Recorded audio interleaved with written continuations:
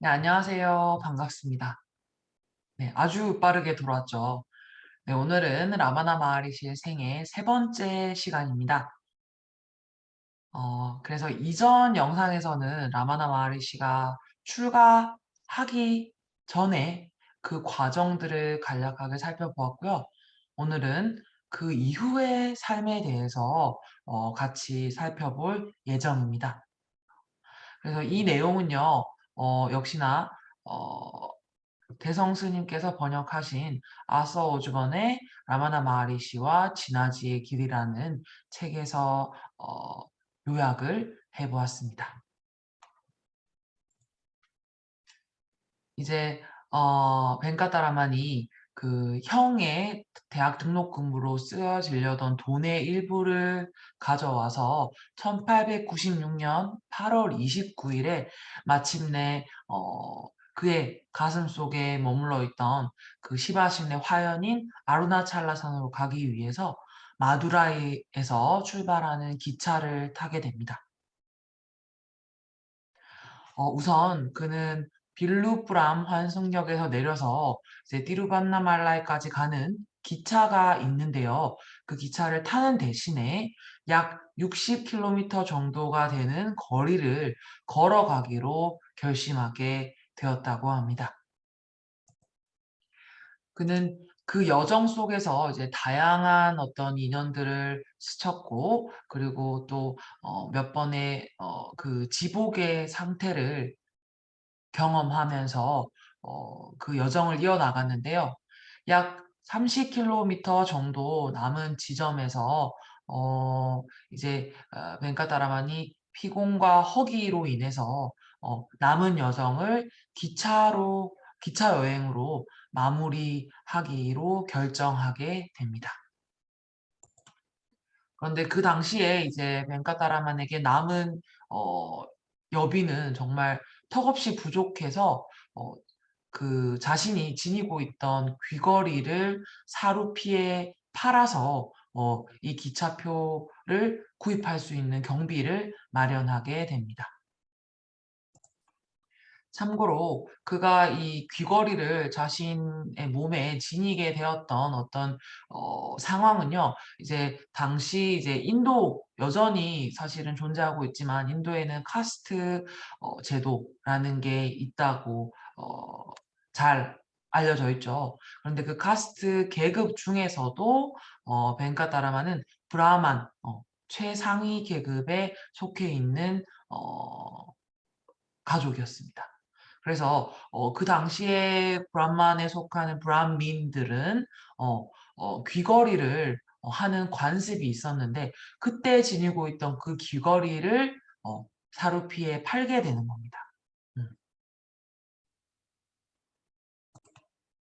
그리고 마침내 처음 집을 나섰던 그 순간부터 3 일이 지난 1894년 9월 1일 아침에 티루반나말라이 역에 도착하였다고 알려져 있습니다.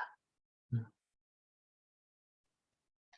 그 3 일이라는 여정을 경험한 후에 그는 티루반나말라이 역에서 바로 아루나찰레 수아라라는 어 사원으로 향하게 되는데요. 제가 이 사원 이름이 좀 익숙지가 않은데요. 다시 한번 발음해 보겠습니다. 아루나찰레 수아라 르 네 라는 이름의 사원이라고 하네요. 네. 그래서 어 이제 이 사원에 도착하면서 이제 본격적으로 그가 세속적인 삶을 벗어나서 수행자로서 이 출가인으로서의 삶에서의 경험들을 하게 됩니다. 우선 그는 사원 근처에 있는 아얀 꼴람이라는 저수지에서 힌두교에서 그 출가를 의미하는 형태의 삭발인 시카라는 것을 하게 되는데요. 이 시카라는 것은요, 어떤 형태냐면은 이제 우리가 보통 알고 있는 삭발은 전체 모발을 다 이렇게 미는 거잖아요. 그런데 인도 힌두교에서는요, 출가승에 한해서 이 뒤에 꼬랑지처럼 이렇게 머리카락 한 가닥 정도를 남겨둡니다. 이제 이것을 시가 라고 부르는데요.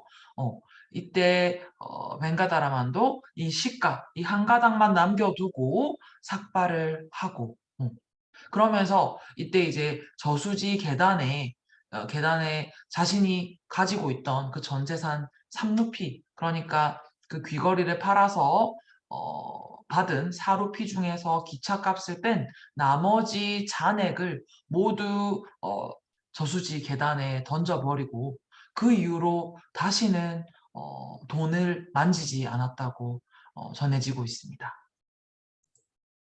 그리고 그가 또 이제 이 저수지에다가 던져 버린 게 있는데요. 그게 뭐냐면 어 이제 인도 카스트, 아까 얘기했던 그 계급제에서 브라민, 가장 최상위 계급은 브라만이라고 했는데요.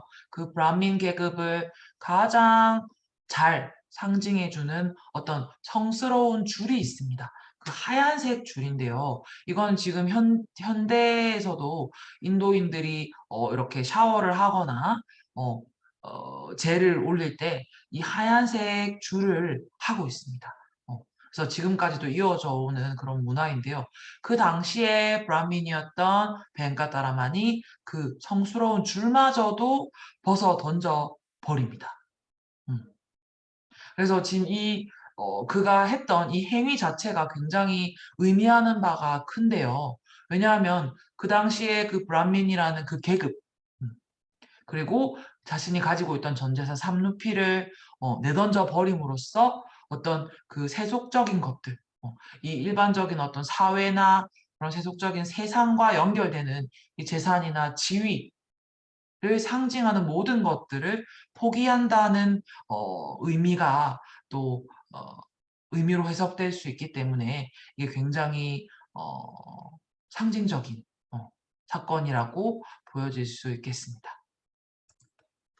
이렇게 해서 출가 행위를 마치고 나서 그는 다시 사원으로 돌아와서 돌기둥이 많이 있는 곳에 자리 잡고 앉아서 그 상태로 여러 날을 움직이지 않고 깊은 어떤 그 산맥, 지복의 상태에 머물게 됩니다.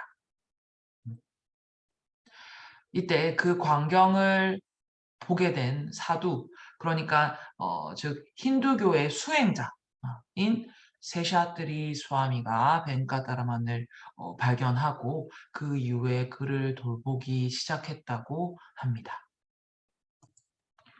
그런데 이때 벤카타라만이 정말 석상처럼 꿈쩍도 하지 않고 계속 그 지복의 상태에 머물러 있다 보니까 그 광경이 굉장히 어떻게 보면은 생소한 광경이잖아요.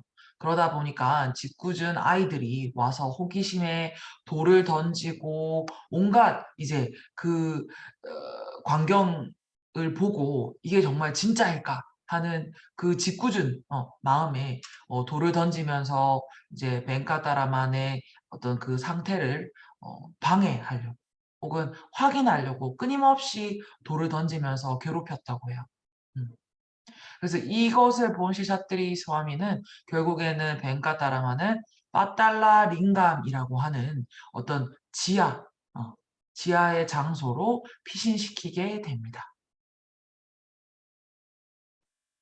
그러나 이곳은 굉장히 햇빛이 전혀 들지 않고 어둡고 습한 곳이었기 때문에 당연히 엄청나게 많은 벌레들과 모기 그리고 개미와 같은 정말 엄청나게 많은 곤충들이 가득했고 어 이 벤카타라만이 꿈쩍도 않고 계속 한자리에 머물러 있다 보니까 당연히 특히 바닥 지면에 닿는 허벅지가 짓물리게 되고 피가 나고 고름이 나고, 그러면 그 상처가 난 부위에 또 이 벌레들이 막 뒤덮게 되니까 그 상처가 더 깊어지고 심각해질 수밖에 없는 상황이었다고 해요. 음. 그런데 이런 상황 속에서도 벤카타라마는 그의 몸의 고통을 넘어서 그 지복의 상태로 어 계속 머물러 있었다고 합니다. 그리고 나서 이 장면을 본 몇몇 사람들에 의해서 벤카타라만 스와미의 몸은 안전한 곳으로 옮겨지게 되었고 안나말라이 땀비란이라는 또 젊은 스와미 그러니까 어떤 한 선생에 의해서 벤카타라만 스와미는 구루 무르땀이라는 사원으로 어 가게 됩니다. 그 사원에서 이제 벤카타라만이 계속 그 상태로 머물러 있는 것을 많은 사람들이 보게 되었고 그래서 사원에 많은 이들이 그를 보기 위해서 몰렸다고 합니다. 음. 몰려들었다고 하고요. 그렇게 해서 구르무르땀에 약 1년 정도 어 벤가다라만 스와미가 머물게 되고 1 년이 지난 1898년 5 월경에 그는 다시 인근의 망고 과수원으로 자리를 옮겨서 약 6 개월 정도 머물렀다고 전해지고 있습니다. 네. 제가 여기서 언급했던 이 몇몇 대표적인 장소들은요. 사실은 현재 지금까지도 많은 이들이 전 세계에서 와서 이렇게 순례를 하는 장소로 어 알려져 있습니다.